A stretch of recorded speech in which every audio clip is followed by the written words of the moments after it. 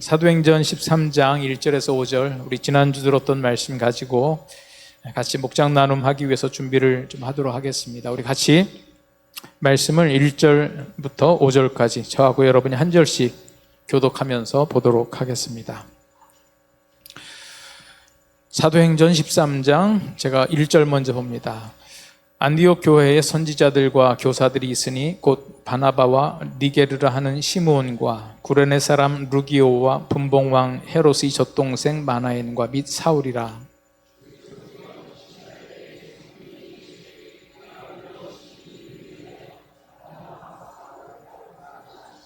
이에 금식하며 기도하고 두 사람에게 안수하여 보내니라.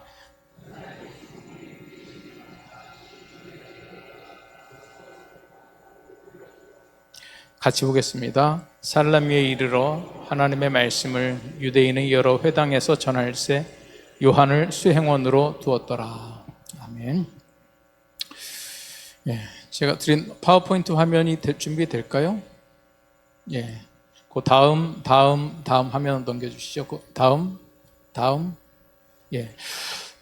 제가 한번 파워포인트로 좀 정리를 좀 해봤습니다. 우리 목사님 쭉 성령 하나님 오늘 5주차까지 나갔는데요. 지난주까지 핵심을 이건 제가 듣고 정리한 거라서 또 물론 목사님이 강조하신 거랑 좀 다를 수는 있지만 일단 설교는 나오면 그 다음부터는 또 받는 몫은 우리 몫이거든요. 그러니까 여러분들도 한번 여러분들이 들은 말씀하고 비교해 보시면 어떨까 싶어요.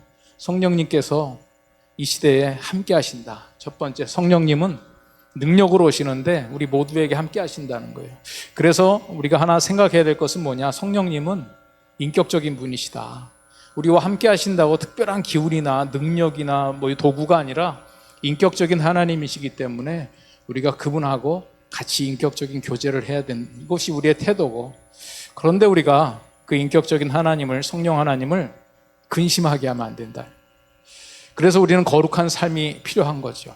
성령 하나님께서 우리와 함께 일하시려고 하는데 우리가 성령 하나님을 걱정하게 하시면 성령님께서 일을 못 하시잖아요. 그래서 근심하게 하지 마라. 그리고 지난주에 근심하게 안 하면 우리는 잘하는 거냐? 이제 한 걸음 더 나가서 적극적으로 기쁘시게 해야 된다. 그리고 오늘은 그 기쁘시게 하는 우리의 삶을 통해서 성령님께서 무엇 하시느냐? 우리 안에서 증거하시는 성령님까지. 그래서 성령님이란 어떤 분이시냐? 그분은 인격적인 분이시다. 그래서 우리는 그분을 슬퍼하게 하면 안 되고 기뻐하게 해야 된다. 첫 번째 주부터 네 번째 주까지를 한 줄 요약을 하라고 한다면 이렇게 요약을 할 수 있는 것이죠. 그 다음 화면 한번 보실까요? 지난주에 우리가 슬퍼하지 않도록 하는 것은 이제 이런 부분인데, 우리가 아이들이 자랄 때도 그렇잖아요. 좀 사고 치는 사람들이 효자를 하려고 할 때 제가 어떻게 하면 부모님 기쁘시겠습니까? 그러면 뭐라고 그럴까요? 야, 사고나 좀 치지 마라. 그러면 사고만 안 치고 가만히 있으면 이제 부모님이 기뻐하실까요? 얘가 이제 사고는 안 치는 애구나. 그러면 한 걸음 더 나가야 되는데, 그래서 지난주에 사고 안 치는 법을 우리가 생각을 했다면 이제 우리가 한 걸음 더 나가서 지난주에 우리는 어떻게 기쁘시게 할 것이냐, 적극적으로 성령님을 기쁘시게 하는 것. 그것은 또 다른 말로 제가 말씀을 정리하다 보니까 그분과 완전한 파트너십을 이루어서 함께 일해 나가는 것이, 그것이 바로 성령님을 기쁘시게 하는 것이죠. 그래서 이러한 샘플로 지난주에 사례를 들었던 것이 안디옥 교회가 바로 하나님과 더불어 성령님과 함께 완전한 파트너십을 이루면서 기쁘게 하신 그 교회의 샘플이 바로 안디옥 교회였던 거죠.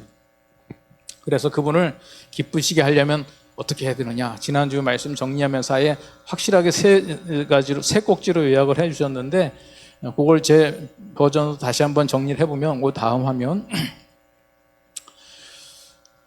성령 하나님을 기쁘시게 하는 건 그분을 환영하고 웰컴, 받아들여야 되죠. 그리고 의논한다는 것은 그분을 내 마음속에 모셔드리고 그냥 가만히 있는 게 아니라 그분이랑 적극적으로 의논을 해야 되죠. 그 의논한 걸 가지고 의논은 의논대로 나는 나대로가 아니라 그 의논을 그대로 존중해서 실천하는 것, 이것이 바로 성령님을 기쁘시게 하는 세 가지 원리다, 방법이고 단계라고 할 수 있죠. 그래서 첫 번째, 여러분들이 이제 목장 모임에서 이 질문부터 시작을 하는 거예요. 주님을 모시는 것에 대해서. 다음 화면, 환영한다라고 하는 건 투명인간 취급하지 마라. 투명인간. 그분이 우리와 함께 하고 계시는데 우리가 몰라서 그분을 영접 못할 수도 있는데 우리는 그분이 우리 안에 함께 있는 걸 아는데 우리가 그분에 대해서 전혀 존재의식이 없이 행동한다면 그분이 내 마음속에 들어와서 얼마나 섭섭하실까. 그래서 그분이 내 삶 속에 들어와 계신다라고 하는 것을 우리가 표현을 하는 것이 필요하죠. 제가 이 내용을 정리하다가 한 생각나는 사건이 있어서 한번 그림, 그 다음 하나.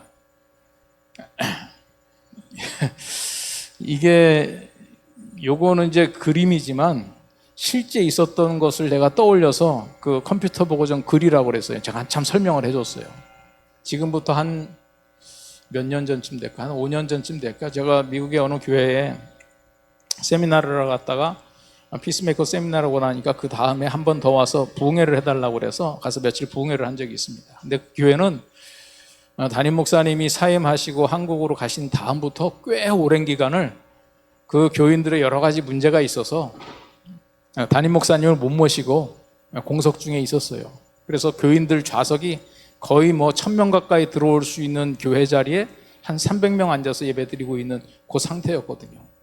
그래서 제가 집회를 하고 낮에 다른 시간에 장로님들이 자기 지인들 당회에 장로님들이 의논하는데 저보고 좀 같이 도와달라고 그래가지고 당회실을 들어가 왔어요. 깜짝 놀란 게 거기에 빈 의자가 하나 있는데 이렇게 써붙여놓고 있더라고요. 이렇게 써붙여놓고 10년 동안 싸워왔어요. 제가 그거 보면서 이거 뭐하러 놔뒀나. 참 너무 마음이 슬프시겠다.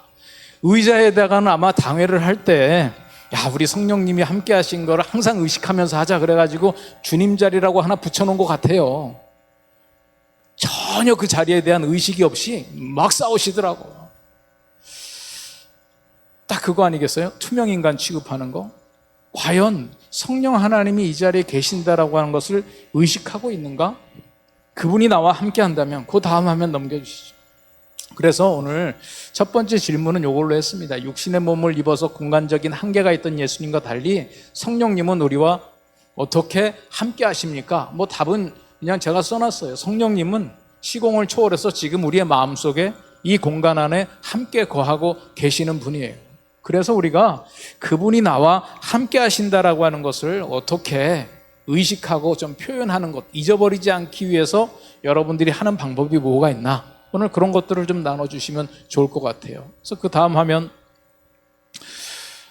아침에 일어나서 내가 하나님 감사합니다. 입술로 고백하는 거. 또 잠자기 전에 하나님 제가 오늘 잠자리에 듭니다. 혹시 제가 내일 아침에 눈을 뜰지 못 뜰지 모르겠는데 이 밤에도 주님께서 나는 잠들어 있더라도 당신은 안 자실 거죠?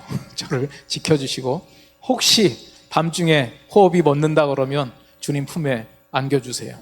여러분 이런 기도들을 아침에 일어나서 자기 전에 또 하루 세끼 밥 먹을 때마다 그 기도를 한다는 것은 성령님이 나와 함께 하신다는 것을 인정하고 그분은 어느 곳에서나 언제나 나와 함께 하시는구나. 그래서 여러분도 한번 여러분들의 삶 속에서 여러분들이 성령님을 환영하고 있다라고 하는 표현을 어떻게 하고 있는지. 나는 자기 전에 꼭 기도한다. 아침에 일어나면 무엇보다 난 성령님께 먼저 인사한다. 이런 여러 가지 여러분들의 삶의 이야기들을 나누면서 그 공간적인 한계가 있던 예수님과 달리 지금 내 안에 계신 하나님을 어떻게 웰컴하고 있는지. 여러분들이 어디 모임에 가거나 그러면요, 웰컴 드링크라고 해서 오면 음료수를 주기도 하고, 어디 가보면 숙소에 침대에 예쁜 카드를 놓기도 하고 환영받고 있는 표시를 하잖아요. 여러분들도 여러분들의 삶에 찾아오시는 그분께 어떻게 여러분들이 표현하고 있는지를 한번 얘기해 보자라고 하는 것이 첫 번째 질문의 취지입니다. 그 다음 두 번째, 성령님을 기쁘시게 하려면 들어오긴 들어왔는데 그냥 멀뚱하게 세워놓으면 안 되잖아요. 그냥 인사 한마디 하고 그 다음에 딴 데 쳐다보고 계속 다른 사람이랑 얘기하고 다른 고민하고 역시 투명인간 비슷하게 취급하는 건데 환영은 했어요. 그러니까 괜찮긴 한데 그 다음에 그분하고 전혀 의논하지 않으면 어떻게 되는가. 그래서 우리는 어떻게 해야 성령님을 기쁘시게 할 수 있는가? 의논하라는. 그 다음 화면 한번 보시죠. 그래서 안디옥 교회는요, 성령님을 마음 한구석에다 소외시키지 않기 위해서 뭘 했는가? 보면 금식이라고 하는 말이 나오잖아요. 금식하며 기도하고 금식하며 섬기고 뭔가 그분과 성령님과 그 일들을 의논하기 위해서 이 일들을 했는데, 그러면 어떻게 우리가 성령님과 소통을 하지?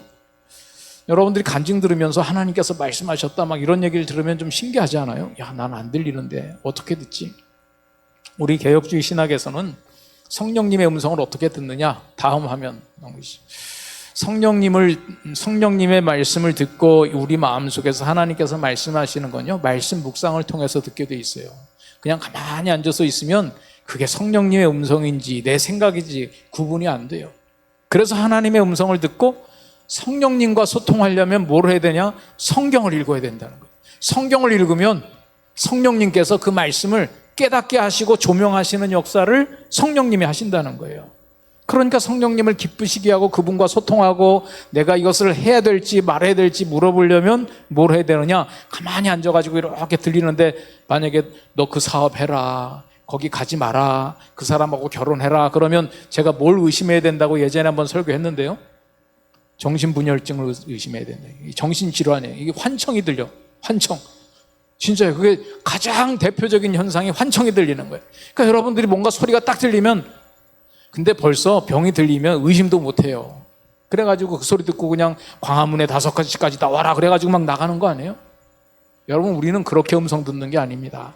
성령님과 소통하려면 성경이 필요해요. 오늘 아침 여러분들이 성경을 가지고 소통을 하셨나요? 매일 성경 보면 고린도전서 13장 말씀 가지고 여러분들한테 주시는 말씀이 있었는데 성령님의 음성을 들으셨나요? 그걸 물어보는 거예요. 안디옥 교회는 소통을 했어요. 금식하면서 기도하고 주님께서 주신 말씀을 생각하고. 그리고 세 번째 넘겨보시죠.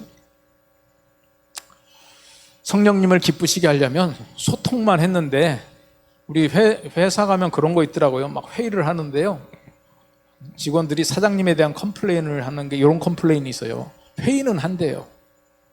그런데 결론은 정해져 있대. 지 맘대로 한대.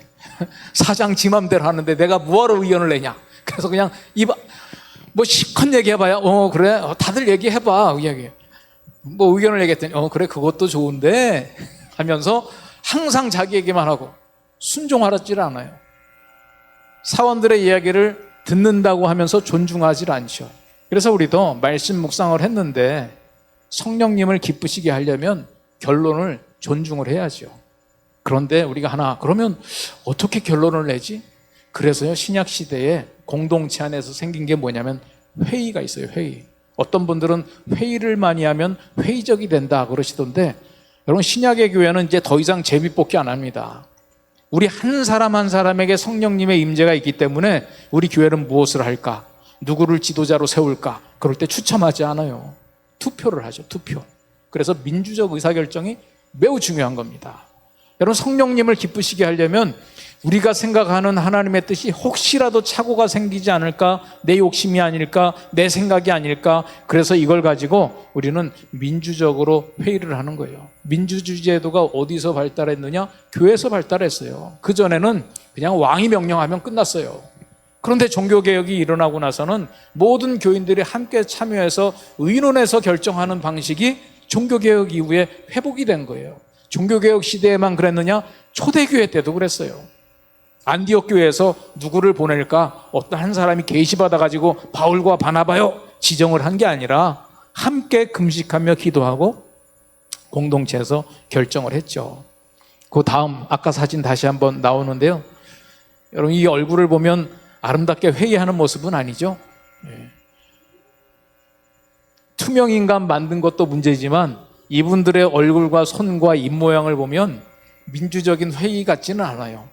그래서 우리가 이 부분들을 생각을 좀 해볼 필요가 있다. 그래서 세 번째 질문을 그 다음 넘겨보세요.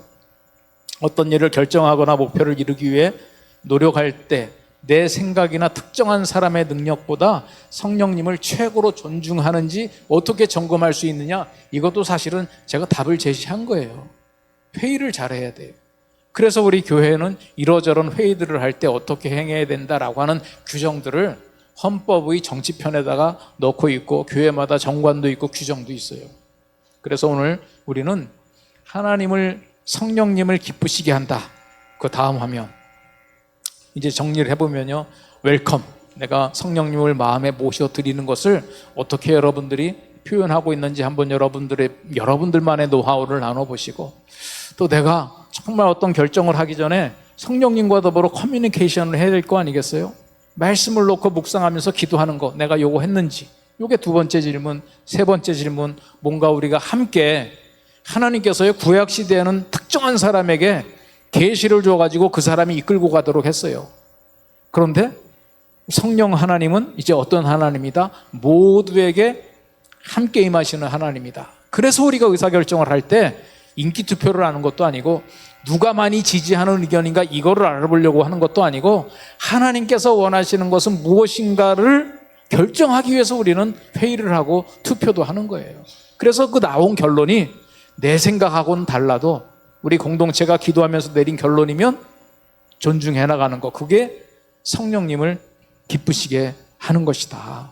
그래서 오늘 여러분들의 목장 모임 가운데서는 이 세 꼭지를, 사실은 제가 써놓은 질문들은 답이 있는 질문이고 여러분들은 그 적용을 나누시면 좋을 것 같아요. 성령 하나님을 모셔드리는 방법, 나와 함께 있다고 내가 환영하는 표현은 어떻게 하고 있는지, 그분과의 소통은 어떻게 하고 있는지, 내가 뭔가 의사결정을 할 때 가족 간에도 그렇고 교회 안에도 그렇고 나의 독단적인 결정이 아니라 다른 사람의 의견을 어떻게 듣고 있는지, 이게 우리 안에 계시는 성령 하나님을 기쁘시게 하는 것이죠. 오늘 여러분들의 목장 모임을 통해서 넘겨주시고 맨 마지막 화면 하나 더, 성령님을 기쁘시게 하는 방법.